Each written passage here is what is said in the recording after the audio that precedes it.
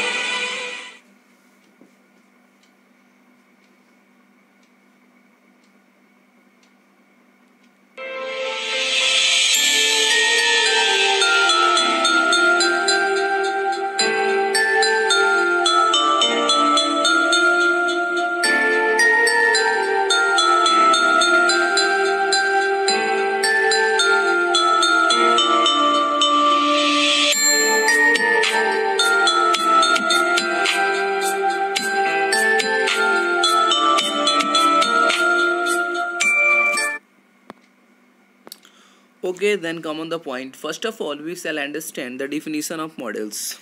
Introduction of models.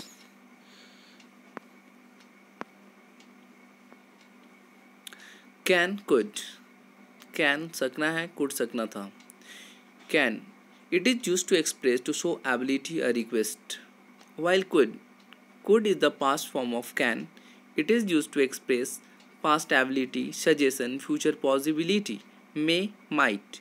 सकना है, सकना था. May. It is used to express permission, a future possibility. While might is the past form of may.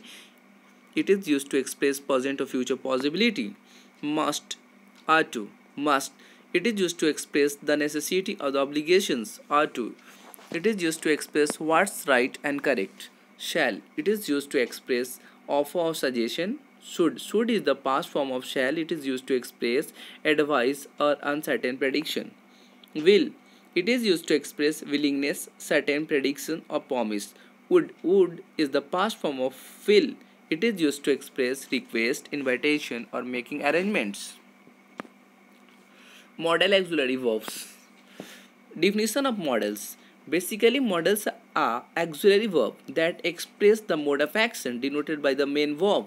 He can do this work, she may pass the exam, they would appear in the party. Uses of modals. The uses of these modals are as given below. Can is used in the following ways to express ability or power. He can read this language. To express permission, you can eat this chocolate. May, could is the past form of can. Could is used in the following ways to show power or ability in past. She could dance well in youth. To show possibility in past, she could buy a pen if she had money. To make a polite request, could you help me now? To show condition, if we had got up earlier, we could have completed this. May is used in the following ways to express permission, possibility, permission like this. May I come in? May I go there? May I do this? Possibility. It may rain heavily. It may rain today like this. To express wish, may you live long. Prayer. May God bless you with fortune. To express purpose, she works that she may prosper. We study that we may pass in the examination. Might. If I will talk about the might is the past form of may. Might is used in the following ways to show permission, possibility in the past. The leader told us that we might spend this amount. Permission. I might be sent to the hostel. Possibility to express purpose in the past. He wore a scarf that he might not burn his skin. To make request, if possible, you might bring me a glass of water. Shall a will. Shall and will are used in the following ways. Shall, first person, subject I, we. Will, second and third person, subject you, he, she, it, they. Shall या will, shall का प्रयोग first person के साथ होता है और will का प्रयोग फर्स्ट पर्सन को छोड़ के सेकेंड पर्सन, थर्ड पर्सन के subject like you, he, she, it, they के साथ में होता है. But to show the emphasis it can be interchange with each other. अगर सेंटेंस पे दबाव पड़ेगा तो आपस में बदल जाएगा. Therefore when one needs to show determination then the uses with the auxiliary would be. अगर सेंटेंस पे डिटर्मिनेशन का सेंस क्रिएट होगा तो ये आपस में एक्सचेंज होगा. लाइक दिस, शैल की जगह पे विल होगा और विल की जगह पे शैल होगा. एग्जाम्पल, आई शैल गो, सिंपल फ्यूचर, मैं जाऊंगा. I will go, determination.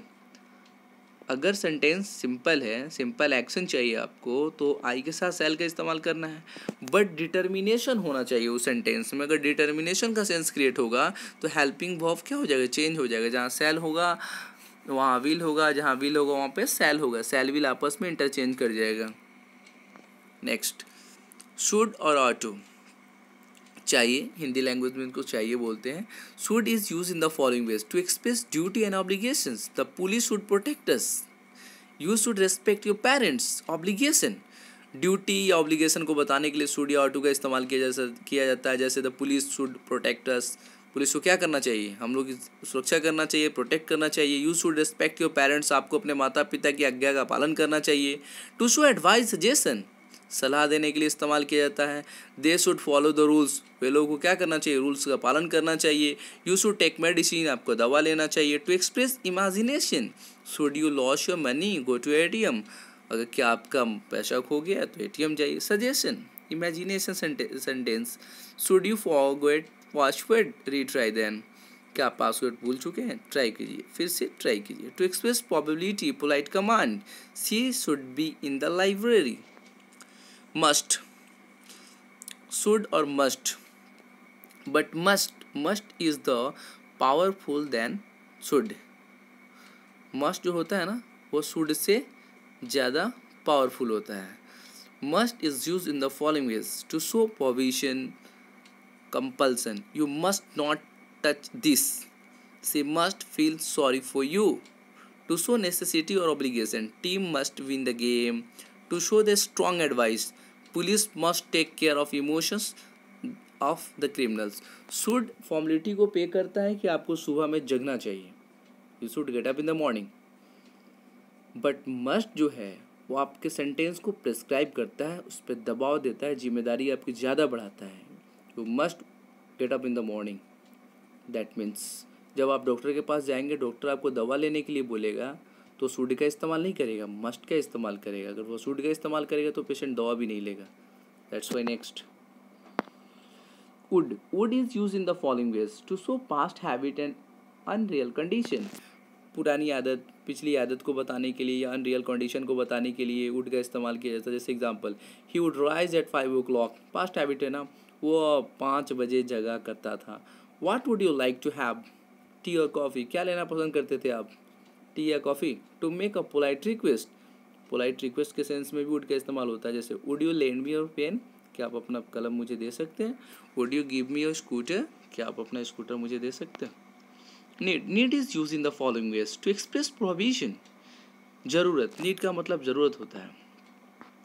C need not use that computer. अगर कोई चीज़ को मना करना है आपको, she need not use that computer. उसको उस कंप्यूटर को यूज करने की कोई ज़रूरत नहीं है. They need not manipulate the files. To express doubt, need I go there. Need we plan in advance. Dare, to express a negation with interrogation.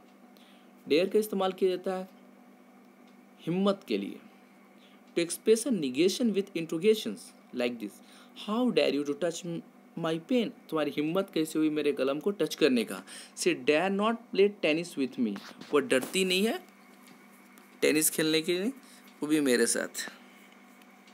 Used to express past habit. बीती हुई आदत को बताने के लिए used to का भी प्रयोग किया जाता है.